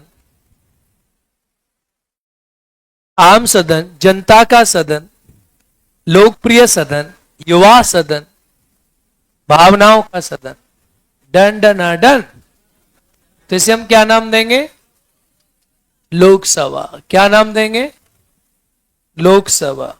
आम सदन, जनता का सदन, लोकप्रिय सदन, युवा सदन, भावनाओं का सदन और आम सदन। इसके इतने सारे नाम हैं, इसके इतने सारे नाम हैं। डन। इसे हम कई नामों से जानते हैं लोकसभा को। Done done done. कई सारे इसके नाम हैं। और कोई नाम छूट रहा है? लो उत्तरदायी सदन लिख सकते हो आप। उत्तरदायी सदन, वो तो आपको बोल ही दिया। निम्न सदन, निम्न सदन, अस्थायी सदन,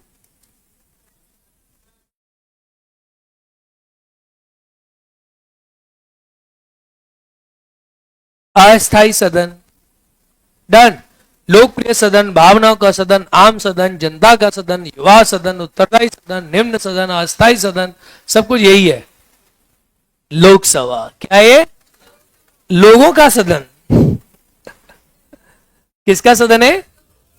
लोगों का सदन।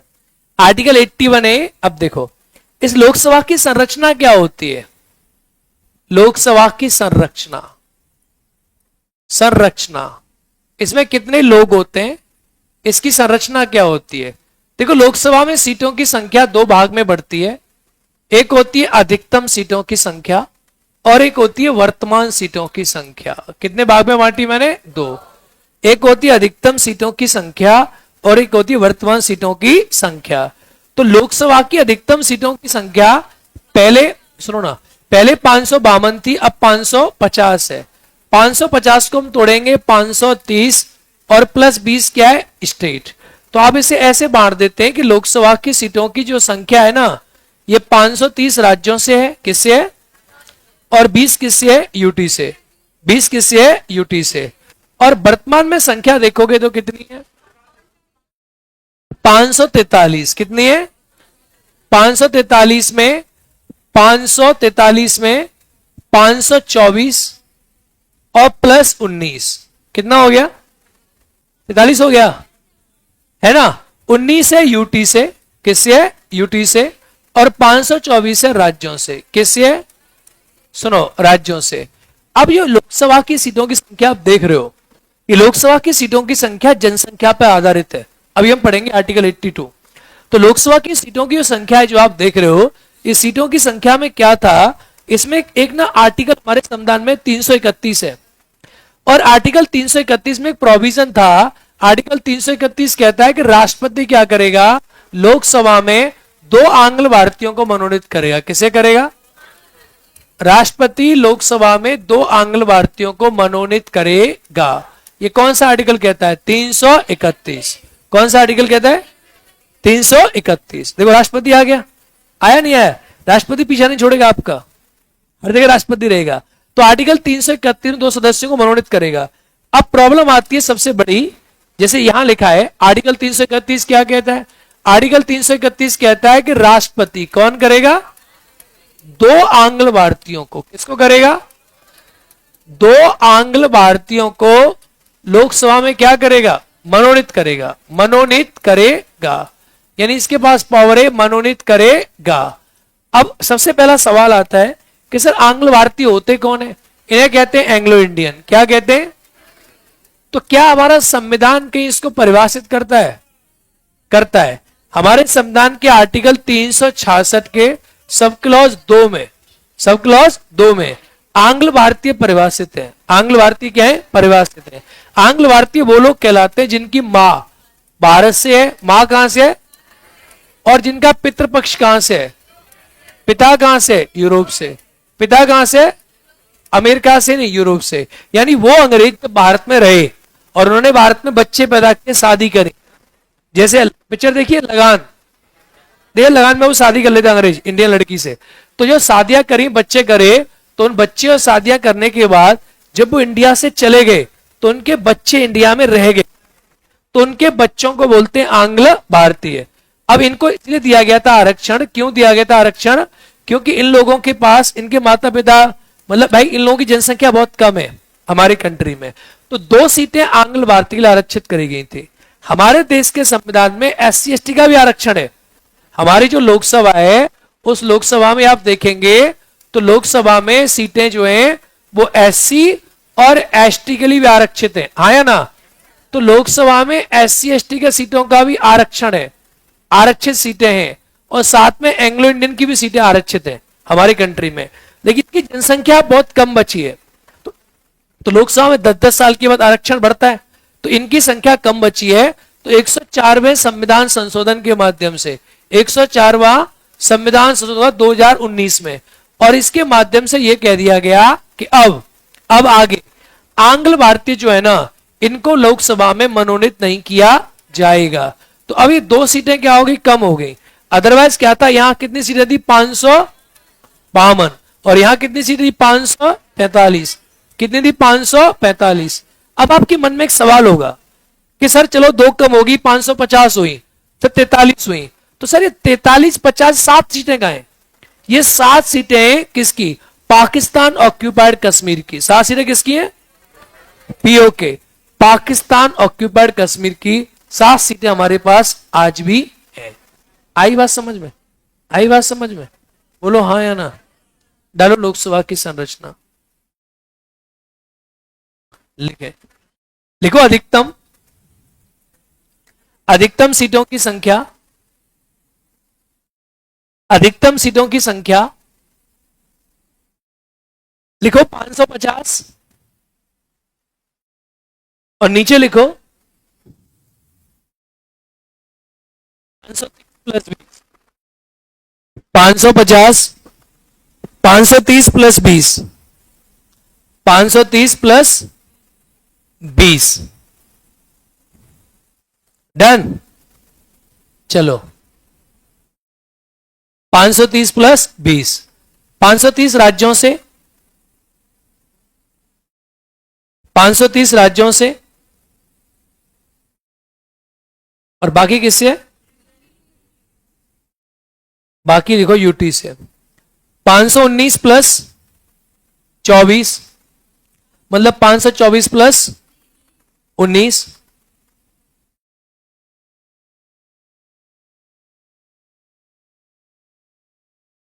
डन। देखो 519 प्लस 24, तो यूटी की संख्या कितनी है? 19 है। मुझे लगता है यूटी की संख्या आपको लिख लेनी चाहिए, किसकी कितनी सीटें हैं। एक बार रुक जाओ, पहले आप एक लाइन लिखो। अनुच्छेद 331 के तहत, अनुच्छेद 331 के तहत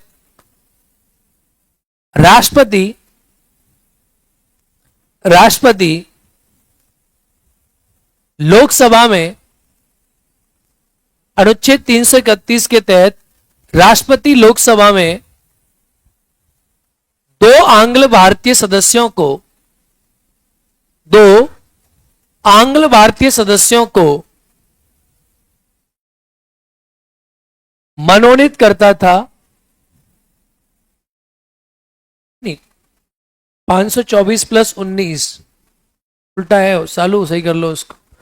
मनोनीत करता था, डन। लिखो आंग्ल भारतीय, डालो हेडिंग आंग्ल भारतीय कौन होते हैं।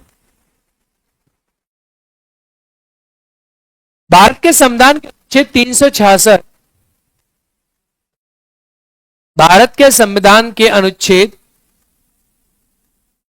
366,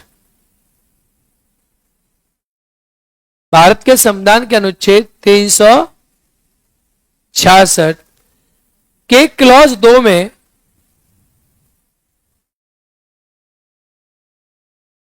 आंग्ल भारतीय को परिभाषित किया गया है,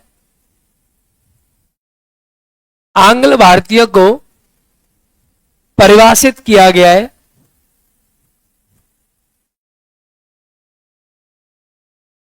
है,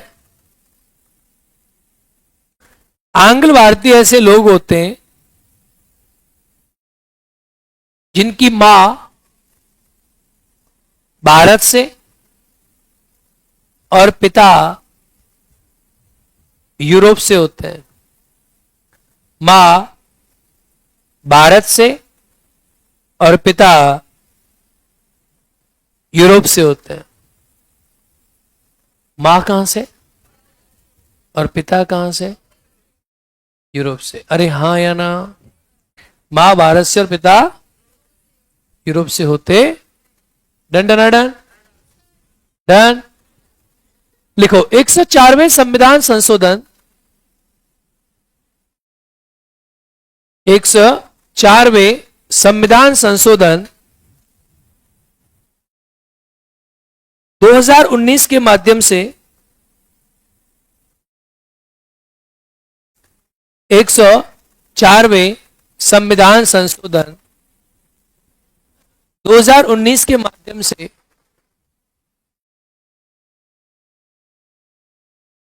आंग्ल भारतीय सदस्यों को, आंग्ल भारतीय सदस्यों को लोकसभा में मनोनयन को, लोकसभा में मनोनयन को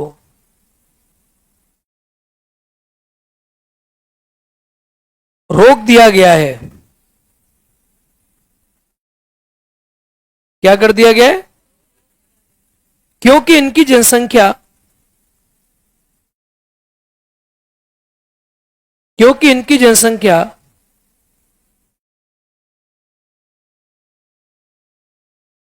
बहुत कम है, क्योंकि इनकी जनसंख्या बहुत कैसी है? बहुत कम इनकी जनसंख्या है। अरे हाँ या ना? जनसंख्या में कैसे है? बहुत कम है। Done done done. चलो लिखिए, भारत में सूर्या 3 नहीं है 2 है, गधे। दूसरे लोग गलत करा रहे हैं। भारत में,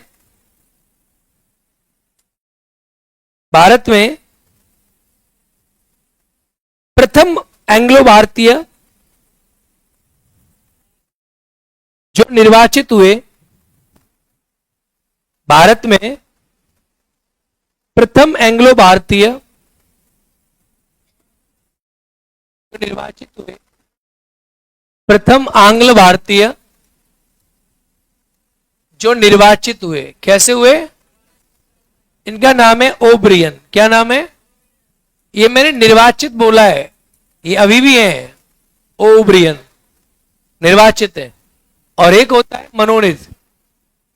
तो अगला फैक्ट और लिख दो, सर्वाधिक बार मनोनीत होने वाले आंग्ल भारतीय,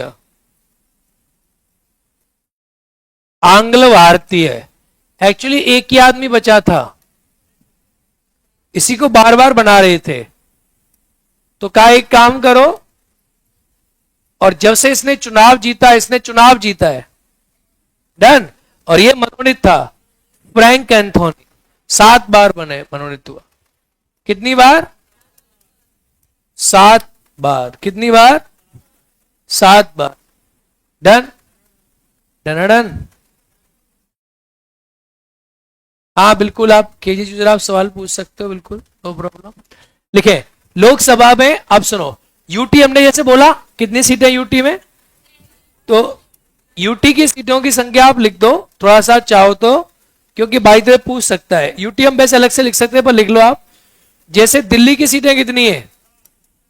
दिल्ली में हो गई 7, और जम्मू कश्मीर में कितनी हो गई? 5। कितनी हो गई? 5। फिर आता है दादरा नगर हवेली, दादरा नागर हवेली एवं दमन एवं दीव, ये जुड़ गई, तो इसकी कितनी हो गई? 2। अब ये कितनी होगी बताओ? 7 5 12 और 2 14। अब कितनी बची? 5। तो 5 जितनी यूटी है, जैसे लद्दाख, लद्दाख की कितनी है? 1। जैसे बना लक्षद्वीप, कितनी है? 1। जैसे बची पुदुचेरी, कितनी है? कितनी है? और क्या बचा? चंडीगढ़, 1। पूरी नहीं हुई क्या? अंडमान,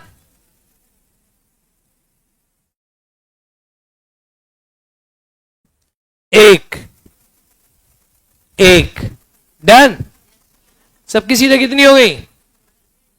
1 1 1 1 1 देख। डन। बोलो done done done done done done.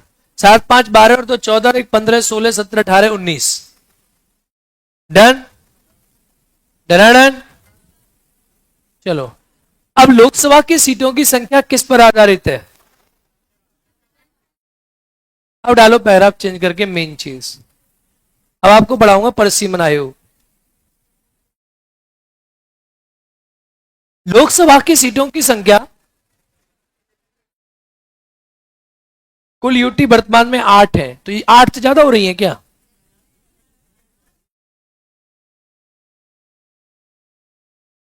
सही तो है। लिखो एक लाइन पैराग्राफ चेंज करके, लोकसभा की सीटों की संख्या, नहीं लिख पाए क्या? लोकसभा की सीटों की संख्या,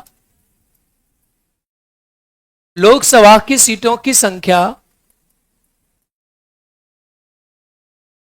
जनसंख्या पर आधारित है। किस पर आधारित है? जनसंख्या पर आधारित है। जैसे बिहार की सीटें कितनी है? किस पर आधारित है? जैसे मान लो बिहार की सीटें 40 है, यूपी की सीटें 80, कितनी है? ये सब जनसंख्या पर आधारित है। किस पर आधारित है? लेकिन अभी जनसंख्या कौन सी सन की है? किस सन की है? लिख दो, लोकसभा की सीटों की संख्या जनसंख्या पर आधारित है। जनसंख्या का आधार वर्ष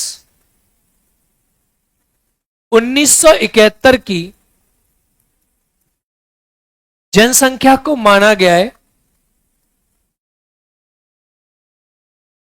जनसंख्या को माना गया है। इस आधार पे, इस आधार पे बिहार में लिख दो 40 सीटें, यूपी में लिख दो 80 सीटें, तमिलनाडु में लिख दो 39 सीटें। कितनी सीटें? 39 सीटें। इसके अलावा महाराष्ट्र में 48, बंगाल में 42। महाराष्ट्र में लिख दो,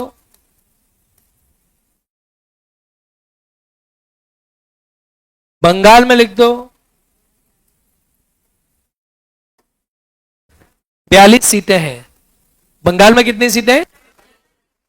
जहां चुनाव, अब चुनाव तो खैर विधानसभा का हो रहा है, लोकसभा का चुनाव होता है तभी यूजफुल रहता है। कितनी सीटें? 42 सीटें। अब लिखें, डालें आर्टिकल 82, अनुच्छेद 82।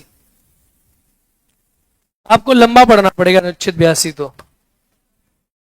आर्टिकल 82, अनुच्छेद 82।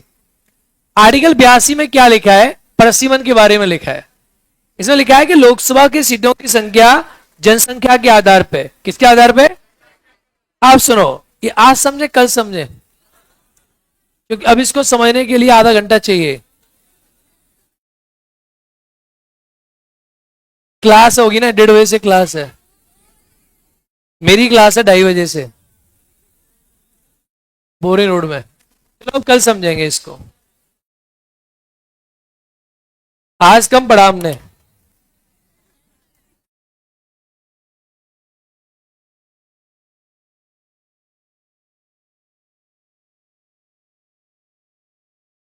चले।